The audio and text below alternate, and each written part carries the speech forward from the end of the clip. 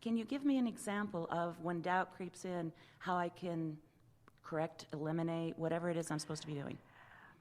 That's not the time to do it, because that's like, Abraham, I've fallen out of an airplane. I don't have a parachute. What should I do now? Okay. Hang on, it'll be over in a little bit. Okay. Because there's momentum that's going on. So the time that you correct the doubt, drum roll, is before you have it. You practice believing on things that are easy to believe until the practice of positive expectation is just your practiced chronic nature. In other words, how are you going to come to feel your invincibility when clearly there are things that you've never done? Well, by focusing on the things that you have done and just keeping that vibration so active that there's just not room for the contradictory vibration. We had a conversation one day with a woman on the telephone. She was having none of us.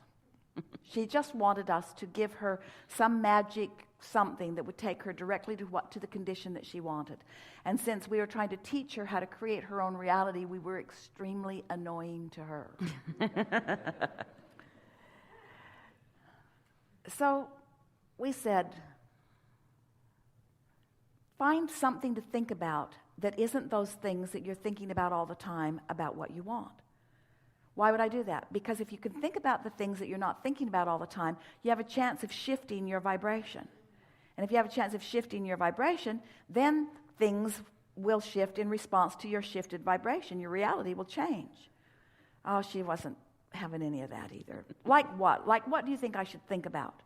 We said, well, things that don't matter very much to you and that you don't have contradictory energy already going, because every subject's really two subjects. If you've got this, if you're feeling lack of abundance and it's really strong within you, every time you talk about money, you're going to practice the feeling of lack of abundance. You just can't get around it. You got to start in some other place. Like what? We said, well, think about butterflies and blue glass and feathers. And she literally went in the phone. It was a telephone conversation. What possible good could that do if I think about things that are meaningless to me? We said, well, it would cause you to practice a resistance-free vibration. So she hung up. She wasn't having any of it. Jerry had not heard the conversation because he was not in the room. They were in San Diego. They were going to La Jolla for lunch. And as they got to La Jolla, Esther felt a very strong impulse to go into a shop. Now, that in and of itself is not odd at all. But the degree to which she felt the impulse was strong, and Jerry couldn't hold her back from it, which he was usually pretty good at. And so she just bolted in. He followed her in. She made her way all the way to a back wall in this shop that went in. And once she got in there, there was a display wall, ceiling to floor, blue glass. Well, Esther didn't think about it. She didn't make the association between the thought that we had presented and what she was seeing. And they weren't looking for blue glass. They weren't interested in blue glass. They found the amount of blue glass noticeable, shockingly noticeable, commented on it, and then made their way out. They were on their way to George's in La Jolla for lunch. So they went down and had lunch and came out, and then they walked down to the cove, to the ocean. And as they were walking across this grassy park, they were surrounded by a flurry of butterflies that was so intense that they had to stop talking in order to not eat them. Intense butterfly invasion. And they were laughing and sort of waving them away from their nose and eyes, and still Esther didn't realize what was happening. And then a little boy come running across the field and had something for Esther. He was clearly coming directly to Esther, holding up a feather for her that he had found on the ground. And when Esther took the feather, she realized that the blue glass and the butterflies and the feather had all been something that we had all focused on together in a non-resisted state. And that the universe said, since this is active in your vibration right now, and since there is nothing contradicting this active vibration right now, then this will be a very easy thing for you to realize in your experience. So their movement through time and space was influenced. The timing of where they went and when they went there, the conversations that they were having with one another, the unfolding of their day caused them to rendezvous in less than 2 hours with all of these things, because that's how law of attraction works. When something's active in your vibration, all unseen and seen forces are moving toward the fulfillment of that in your experience, unless you have doubt.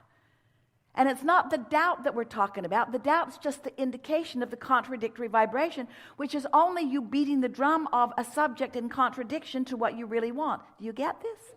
Yes. In other words, you get to create your vibrational atmosphere, and you get to make it as detailed as you want. You get to add the momentum to the things that you want. And this time-space reality, if this time-space reality has inspired within you the desire for something, it is our absolute promise to you that it can deliver the goods in fuller fashion than you have even had the ability to imagine in its fullness, because you haven't imagined it in its fullness, you imagined it in its incrementalness. Increment by increment, you put pieces of it into the vortex. And the universe has brought, by law of attraction, all of these things together. We are co-creating together, you see. Just understand your very important role, and most important, understand your most important work, which is that worthiness factor. So how does worthiness fit in with doubt? Well, worthiness is the emotion that you feel when you're not contradicting your own desire, and doubt is the emotion that you feel when you are contradicting your own desire.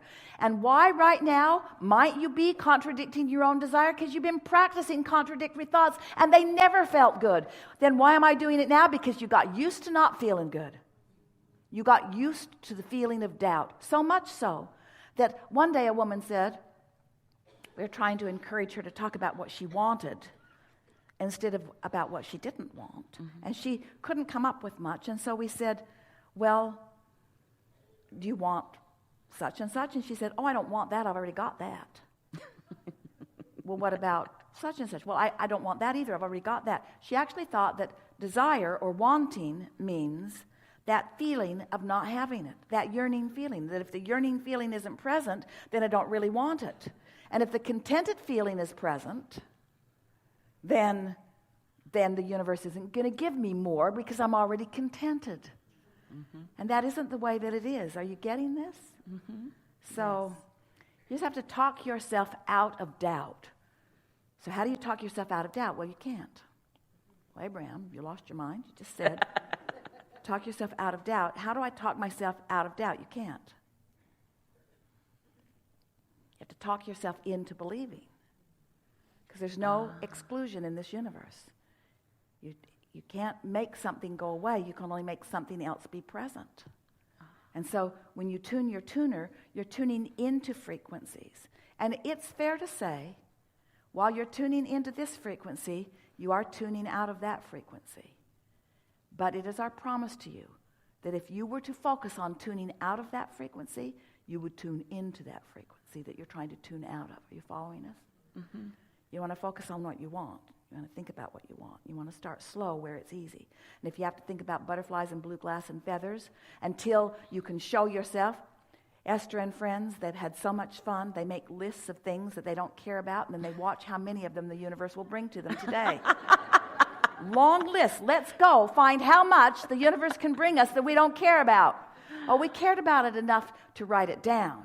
We just didn't care about it enough to worry about it.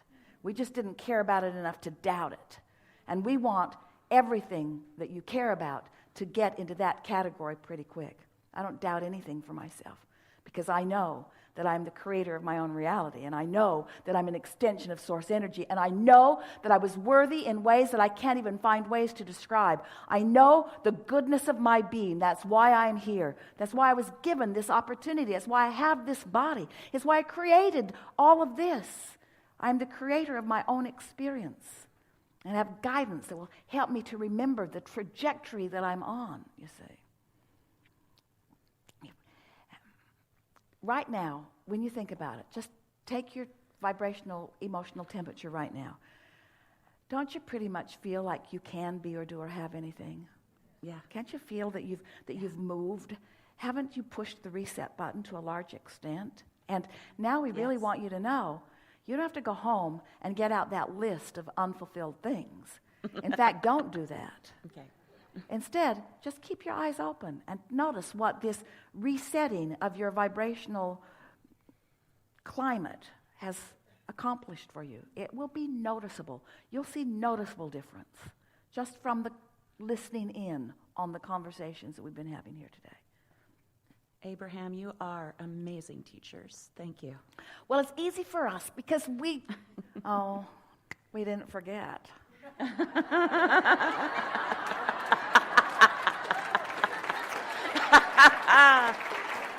Very nice. But then you've got us to help you remember. And now you've remembered, you haven't forgotten either.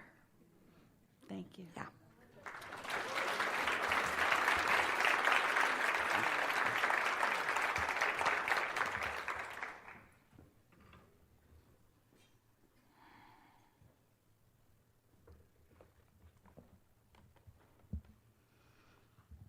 Hello.